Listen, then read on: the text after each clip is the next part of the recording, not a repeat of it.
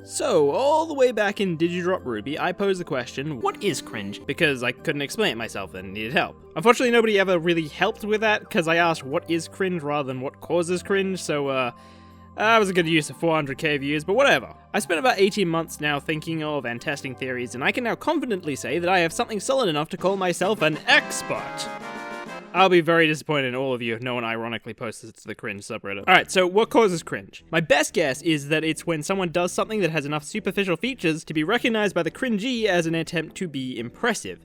But it's missing one or two core features for it to actually be impressive. Some of the most consistently common examples of cringe are singing cringe, let's call it badass cringe, and cosplay cringe, and all of them happen because they are inherently about imitation. All three of these things have very clear traits that indicate they are trying to imitate something, and that means that the situation generally has other traits to indicate that the person is also trying to impress. So when you go up on stage in a talent show, or even if you walk up to the girl you're asking to prom and be like, hey, I wrote you a song, then the cringe-e knows from similar life experiences, i.e. going to concerts or watching viral prom videos on YouTube, what you are trying to imitate and what an impressive example is supposed to look like. But then, when you fail the core of what you're trying to do, the singing, it becomes cringe. This is why bad singing on Earth's Got Talent is cringe, but singing with your friends at a karaoke bar isn't. Context implies that even though you're failing, you're not trying to be impressive. Fun fact, this is actually what people mean when they say you're trying too hard, because God only knows that sentence does not make sense on its own. With badass cringe, you can tell from the various lines that they're using that they're trying to imitate every action movie you've ever seen, but the core thing they're missing is that there's a screen between the guy he's trying to be badass to.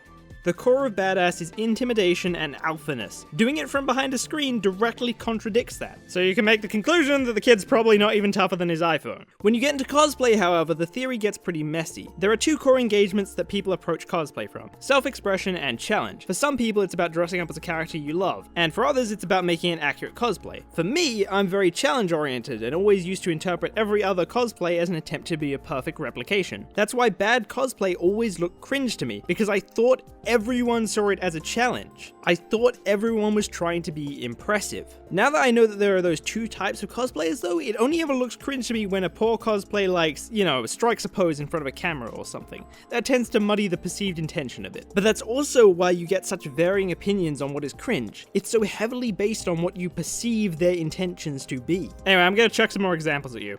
Badass over here. The expressions and the fact he's recording tell you his intention, but the screen means the situation is unthreatening, and the fact he's a kid and he's fat contradicts the idea that he's dangerous. I'm sorry, but this is gonna be a running theme. I'm gonna call a lot of people fat. I'm sorry, I have nothing against you, it's just honest design theory means more to me than being nice.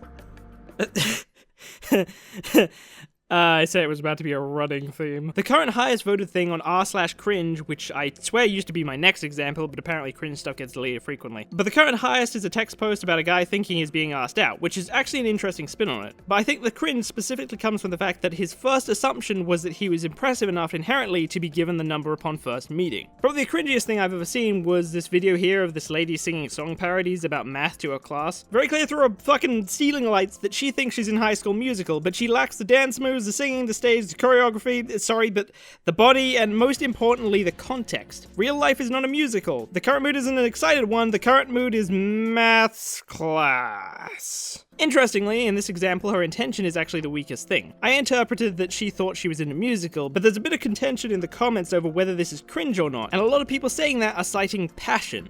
Notice that? They're seeing something similar as to what I saw with cosplay. Is it true? Who knows? I don't know. I'm just saying perceived intention is messy. Anyway, the cringiest stuff you can find exaggerate those two sets of features to the greatest degree of contrast. You also might notice that adding in an audience that is unreceptive is really effective. That's because it both lends to the idea that they were trying to imitate something that deserves an audience and rubs in how badly they're failing to imitate it. See fucking failed marriage proposals for more of that shit. Now, with all this in mind, I can finally bring this full circle and answer what was cringe about RWBY.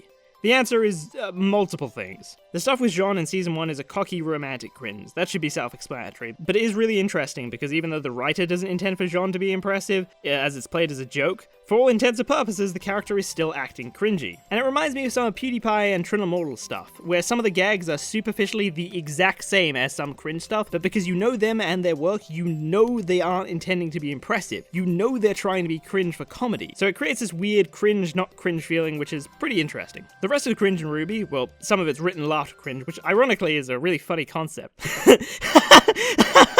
See, that.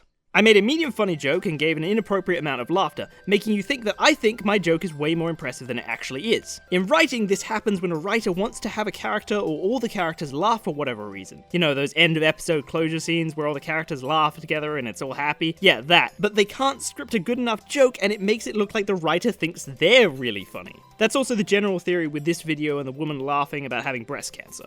Although it's a weird, uncanny valley variety. The final type of cringe in RWBY is animation cringe, and this is the really interesting one to me. RWBY is trying to be anime, obviously. So when you get moments in animation that look really unprofessional, or they just ram traditional animation or certain other anime things in with the mocap models, it looks wrong. But because you know what they're trying to do, replicate anime, it looks cringe.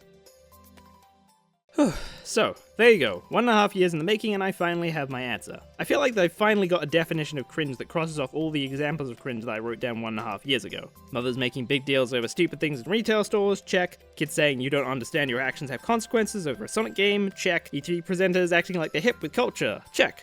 People on the internet who think they're smart portraying themselves in lab coats, check. You know what, this whole theory is bullshit, forget I say anything.